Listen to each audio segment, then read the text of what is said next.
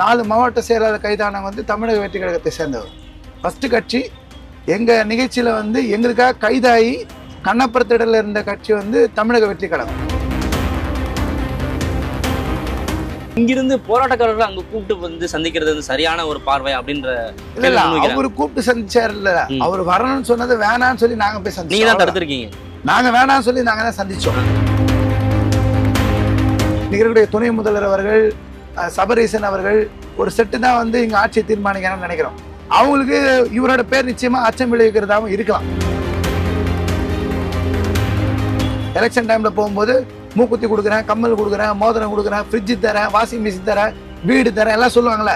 இந்த இடம் வாக்குறுதி கொடுக்கறதுக்கு பிரபலமான இடம். ஏற்கனவே அவங்க கொடுத்த வாக்குறுதி தான் செயல்படலைன்னு நாங்க சொல்லிட்டு இருக்கோம். எங்களுக்கு ஏலேருந்து இசட் வரைக்கும் முக்கியம். நாளைக்கு துணை முதல்வரோ கூப்பிட்டு நாங்க உங்களோட சந்திக்கிறோம், பேச்சுவார்த்தைக்கு ரெடி, நீங்க வாங்கன்னு சொன்னாங்கன்னா நாங்க இருக்கிற எல்லா கட்சி பிரையாரிட்டியும் விட்டுட்டு முதல்வரை சந்திக்க தான் நாங்க ஃபர்ஸ்ட் நிற்போம். மக்களின் கனவு இல்லங்களை அழகாக வடிவமைக்கும் விஜயன் தமிழ்நாட்டில் பல அம்யூனிட்டிஸ்களை அறிமுகப்படுத்திய முதல் டெவலப்பர். முல்லை பெரியாறு அணை பின்னணியில் எழுதப்பட்ட நீர் அதிகாரம் நாவல் இப்போது ஆடியோ ஃபார்மேட்ல விகடன் பிளேல. விகடன் ஆப்பை இன்ஸ்டால் பண்ணுங்க, பிளே ஐகானை கிளிக் பண்ணி நீர் அதிகாரம் நாவலை லிசன் பண்ணுங்க. விகடன் நேயர்களுக்கு வணக்கம். பல்வேறு கட்ட பேச்சுவார்த்தைகள் தோல்வியில முடிஞ்ச நிலையில தூய்மை பணியாளருடைய போராட்டம் என்பது 12வது நாளா இன்றும் தொடர்ந்து கொண்டிருக்கிறது. பல்வேறு கட்சியினர் இவர்களுக்கு ஆதரவு தெரிவித்து வரும் நிலையில நேற்றைய தினம் இவர்கள் தாவேகா தலைவர் நடிகர் விஜய் அவர்களை சந்திச்சது விவாத பொருளா மாறி இருக்கு. குறிப்பா அவர் போராட்ட காலத்துக்கு வரமாட்டாரா, அவர் பண்ணையார்த்தனம் செய்கிறாரா, இவர்களை அங்கு அழைத்து ஆதரவு தெரிவிப்பதற்கான காரணம் என்ன, இப்படி பல்வேறு விமர்சனங்கள் தெரிவிக்கப்படுது.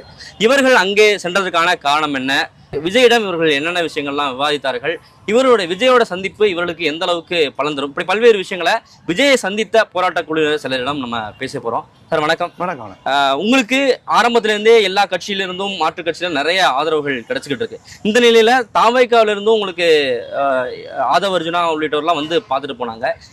நடிகர் விஜயை நீங்க போய் சந்திச்சதுக்கான காரணம் என்ன, அது விமர்சனம் ஆயிட்டு இருக்கு. இப்போ எங்க போராட்டம் வந்து நாங்க ஏற்கனவே மனித சங்கிலி போராட்டம் நடத்தினோம். நாங்க வந்து ஏப்ரல் மாதம் நடத்தினோம். அந்த போராட்டத்தில் எங்களுக்காக முதல்ல வந்து கைதானவங்க 100க்கு மேற்பட்ட 4 மாவட்ட செயலாளர் கைதானவங்க வந்து தமிழக வெற்றி கழகத்தை சேர்ந்தவர். ஃபர்ஸ்ட் கட்சி எங்கள் நிகழ்ச்சியில் வந்து எங்களுக்காக கைதாகி கண்ணப்புறத்திடல இருந்த கட்சி வந்து தமிழக வெற்றி கழகம். அது மட்டும் இல்லாமல் அவங்களும் தினைக்கு வந்து சாப்பாடு கொடுக்குறாங்க, பல்வேறு கட்சியினர் ஆதரித்துறாங்க. நாங்கள் எல்லாரையும் ஒரே மாதிரி தான் பார்க்குறோம். இவங்க மேலே அவங்க கீழெல்லாம் நாங்கள் பார்க்கலாம். அவங்க தரப்பில் எங்களுக்காக கைதானது மற்றது தினைக்கு வந்து போகிறது என்ன உங்களுக்கு செய்யணும்னு கேட்கறது உட்பட தொடர்ந்து ஆதரவை தந்துட்டு இருக்காங்க. இருந்துட்டு இருக்காங்க. ஆமா, தொடர்புல இருந்துட்டு இருக்காங்க. புதுசா ஒண்ணு நேற்று நடக்கல. அவங்க முந்தா நாள் வந்து அவர் விஜய் வந்து சந்திக்க இருப்பதாகவும் நாங்க நேரடியா வரத்துக்கு இருக்கோம், உங்களோட கருத்து என்ன, எந்த டைம் வந்தா கரெக்டா இருக்கும்னு கருத்தை கேட்டாங்க. நாங்க அந்த நேரத்துல இங்க வர வேண்டாம், ஏன்னா இப்போ நார்மலா எல்லா அரசியல் கட்சி தலைவர்களோட வர கூட்டத்தை விட அவர் வந்தா இங்க ரோடு டிராபிக் ஜாம் ஆகிறது உட்பட, ரோட்ல போறவங்களாம் வண்டி நிறுத்தி பார்க்கறது உட்பட, போட்டோ எடுக்கிறது உட்பட, ஏன்னா நிறைய பேர் வந்து இங்க திரைப்பட துறையை சேர்ந்தவங்கலாம் வர்றாங்க. வரும்போது இயல்பாவே போய் போட்டோ எடுத்துக்கிறாங்க, நிக்கிறாங்க, ரோட்ல போய் நிக்கிறாங்க. இது மற்றவர்கள் இருக்கக்கூடிய ரசிகர்களை விட இவருக்கு தமிழ்நாட்டில் இளைய தலைமுறையுடைய ரசிகர்கள் நிறைய பேர் இருக்காங்க, சினிமா ரசிகர்கள். நான் அரசியல் ரீதியாக பேசல. அப்ப அவர்கள் எல்லாரும் இந்த இடத்த நிற்பாங்கன்னோ, அவர் வந்தா உடனே போக மாட்டார்.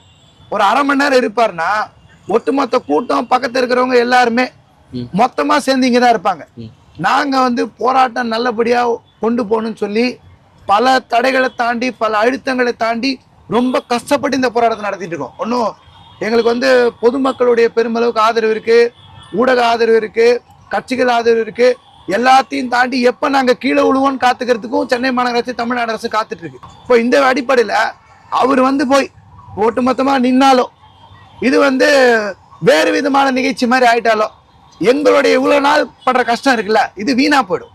அப்ப எங்களுக்குள்ள உள் நெருக்கடி, நாங்கள் தொடர்ந்து போராட்டம் நிறுத்துவ நெருக்கடிய ஏற்கனவே இப்போ சென்னை மாநகராட்சி தரப்புல கவர்மெண்ட் தரப்புல இவங்க ஆள் செட் பண்ணி ஒரு வழக்கு போட்டிருக்காங்க.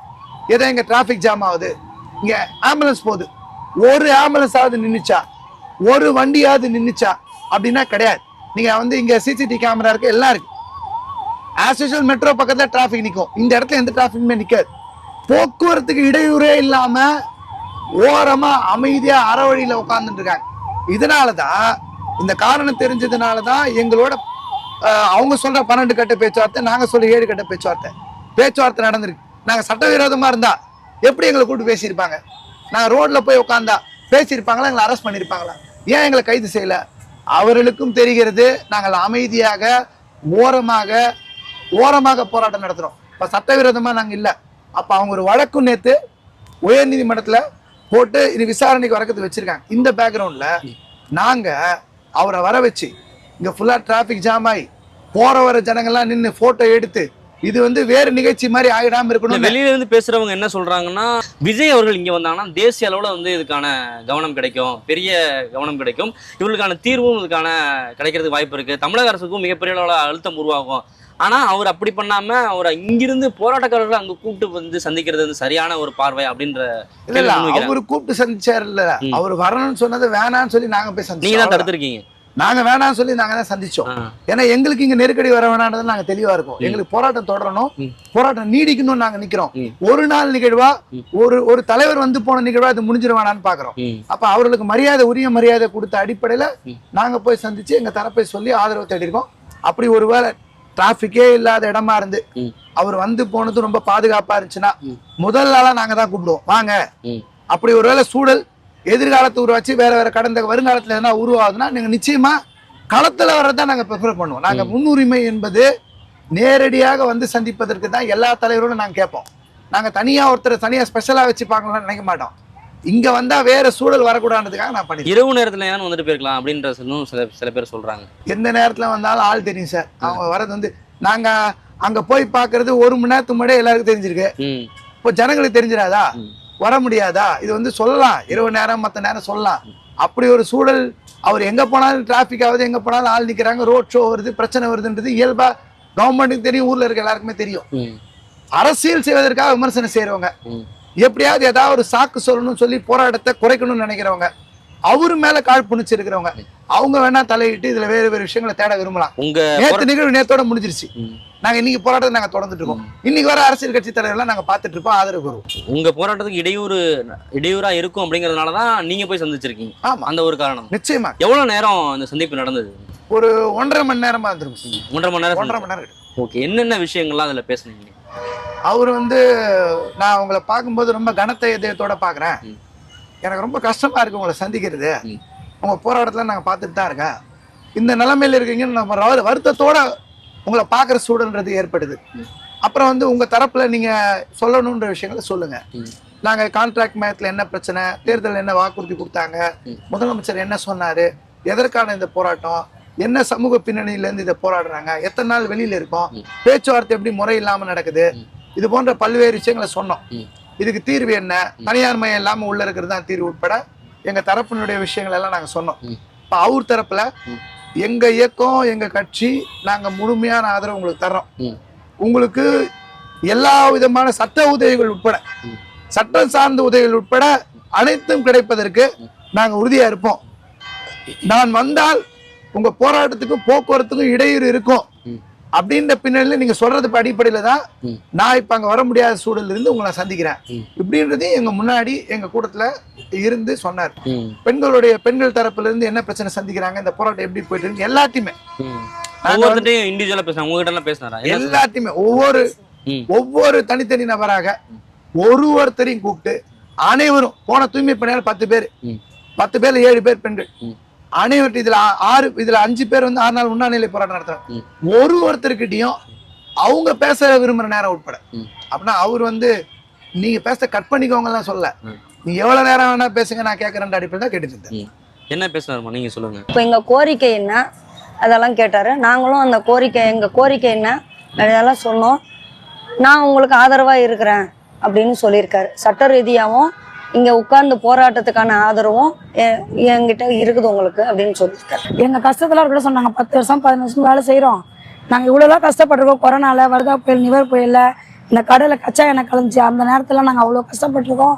இன்னைக்கு வந்து எங்களை வந்து நீங்க சாதாரணமா நீங்க கான்ட்ராக்டுக்குள்ளதான் போன சொல்லி இந்த தமிழ்நாடு அரசு சொல்லுது. அதனால வந்து நாங்க எங்க கஷ்டத்தை புரிய வச்சு அவர்கிட்ட நாங்க சொன்னதெல்லாம் தெரிஞ்சுக்கணும். கண்டிப்பா நான் வந்து உங்களுக்கு ஒத்துழைப்பு கொடுப்பேன், உங்க கூட நான் நிற்பேன்னு சொல்லி விஜய் அவர்கள் சொன்னாங்க. சார், இந்த போராட்டத்தை முதல் முறையாக நாங்கள் கவர் பண்ண வரும்போது இங்கே இருக்கிற பெண்கள் என்ன சொன்னாங்க அப்படின்னா, இங்கே வர்ற மாற்று கட்சியினர், அரசியல் கட்சியினர் இங்கே வந்து கூட எங்களுக்கு ஆதரவு தேடுறாங்க, நீங்கள் எங்களுக்கு ஆதரவு கொடுங்க, நாங்கள் உங்களுக்கு சப்போர்ட் பண்ணுறோன்ற மாதிரியான தகவலாம் சொல்கிறாங்க அப்படின்ற ஒரு விஷயத்த வந்து முன் வச்சாங்க. இப்போ நீங்கள் விஜயை பார்க்கும்போது, விஜய் எங்களுக்கு இவ்வளோ சப்போர்ட் பண்ணுறாரு அப்படிங்கும்போது அவரும் அந்த அடிப்படையில் தான் அதை பார்க்குறாரா அப்படின்னு எடுத்துக்கலாமா? தமிழ்நாட்டில் ஒரு மிகப்பெரிய போராட்டம் நடக்குது. தமிழ்நாடு முழுக்க சமூக ஊடகங்கள்ல இருந்து எல்லாமே நடக்குது. உங்களுக்கு ஒரு விஷயம் நல்லா தெரியும், பொதுவாக எந்த பெரிய போராட்டங்களுக்கும் ஊடக சந்திப்பு கூட இருக்காது.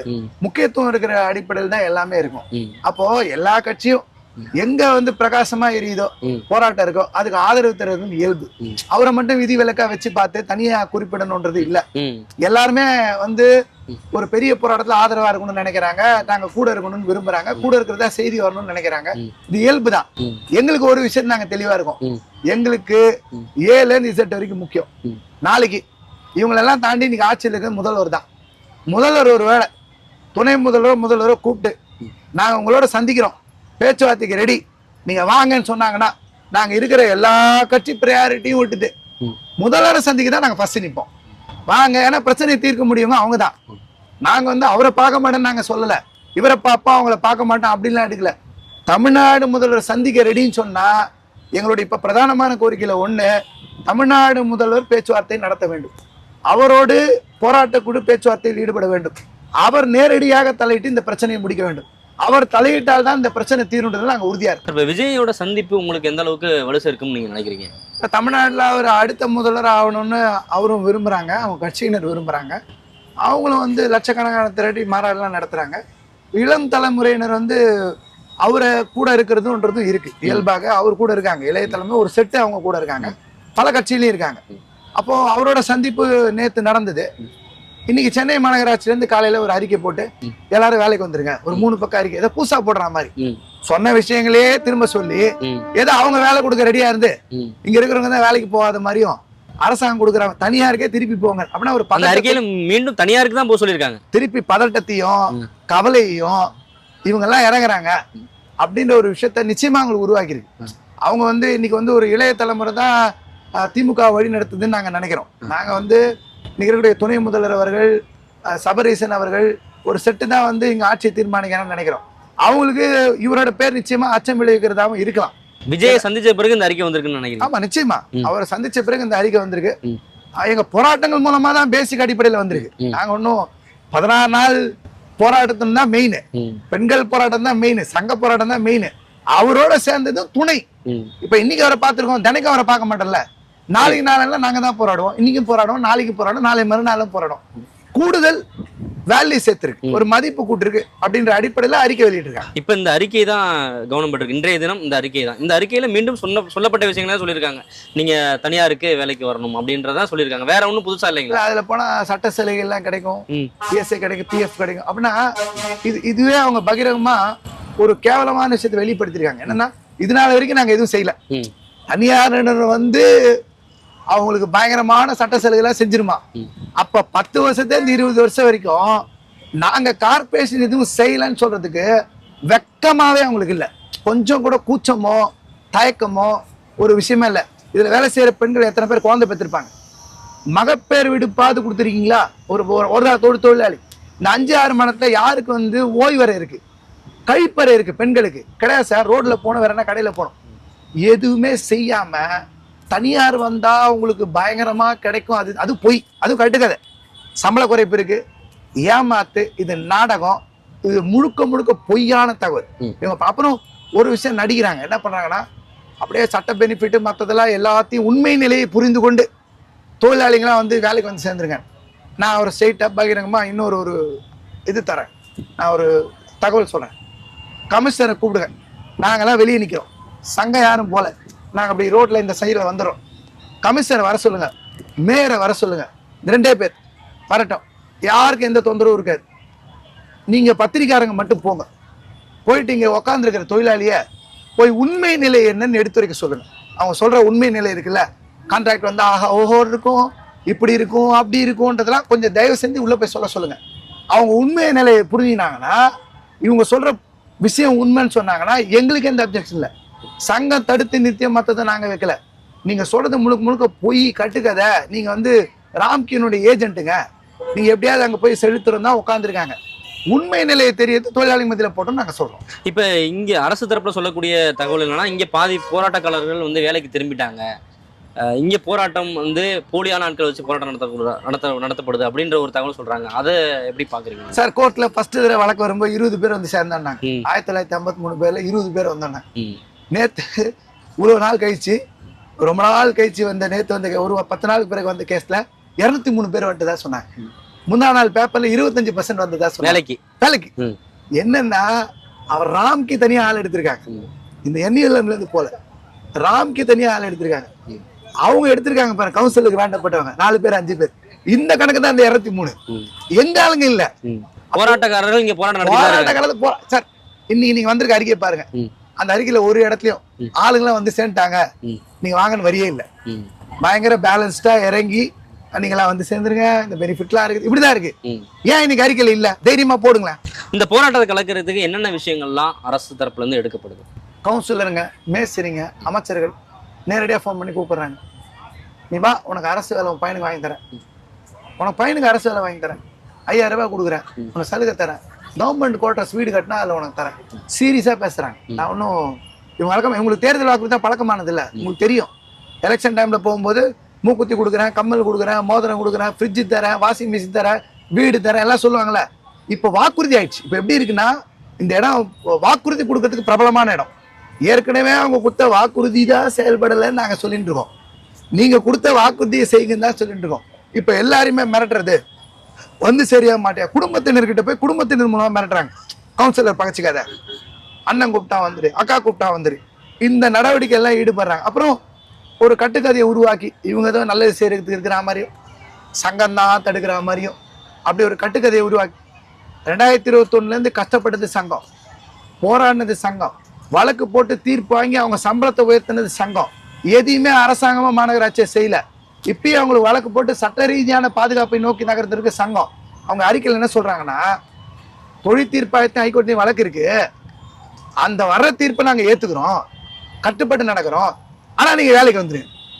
அந்த கோர்ட்ல இருக்கிற கேஸ் என்னன்னா, தனியார் மையம் சரியா தப்பான்றதை தீர்மானிக்கணும் கோர்ட்ல இருக்கு. அப்ப கோர்ட்டு தீர்ப்பு இருக்கும்போது நீ என்ன பண்ணணும்? கோர்ட்டை மதிக்கணும். நீங்க ஒண்ணு கோர்ட்ல பர்மிஷன் வாங்கணும். இதான் சட்டம். நான் சொன்ன தொழில் தகராறு சட்டம் 1947 பிரிவு 31 ஏன் கீழே பர்மிஷன் வாங்கணும். அப்ப நீ கோர்ட்டுக்கே மதிப்பு கொடுக்காம இப்ப கோர்ட்ல இருக்குது நான் கட்டுப்படுவேன், இப்பயே கட்டுப்பட.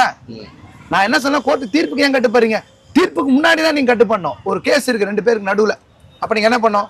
இப்ப பிரச்சனை வேணாம், கோர்ட்டு தீர்ப்பு முடிகிற வரை காத்துட்டு இருக்கலாம். நாங்க என்ன சொல்றோம், 2 பேரும் சேர்ந்து ஒரு கோர்ட்ல ஒரு ஜாயின் மெமோ ஒன்று போடலாம்.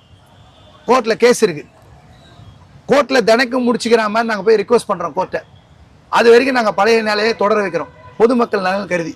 கோர்ட்டு முடிவு பண்றதை 2 சைட்லையும் அடுத்து கேட்டு போவோம்னு சொல்லலாம்.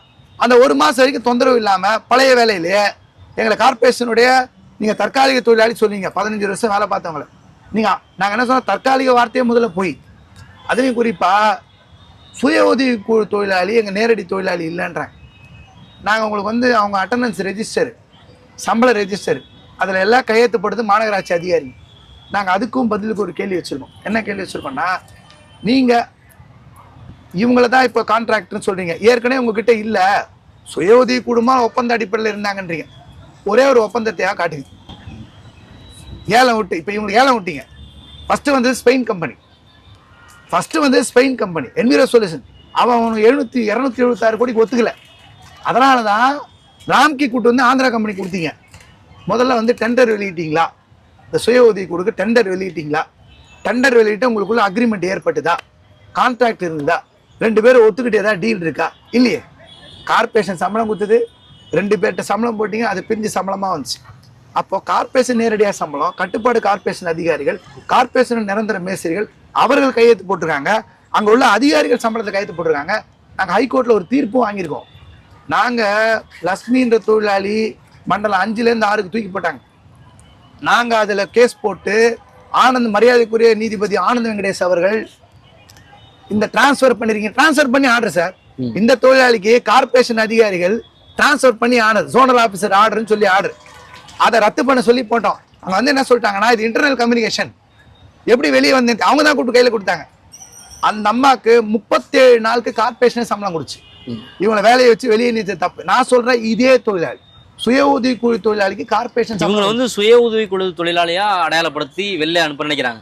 இந்த சுய உதவி குழுன்றது ஷாம் அண்ட் போகஸ்ன்னு சொல்லி இது வந்து ஒரு சட்டம். இந்த சட்டப்பே போலியானது. இப்படி ஒரு இந்த சட்டத்துல வந்து நேரடியாக இவங்க கார்பரேஷன் தொழிலாளி தான் இந்த மாதிரி தொழிலாளிகள் சொல்லி மாண்புமிகு நீதிபதி ஹரிபரந்தாமன் அவருடைய தீர்ப்பு இருக்கு. இந்த மாதிரி சொல்ற சட்டப்பே உள்ளாட்சி உறுப்பினர்ல தப்பு.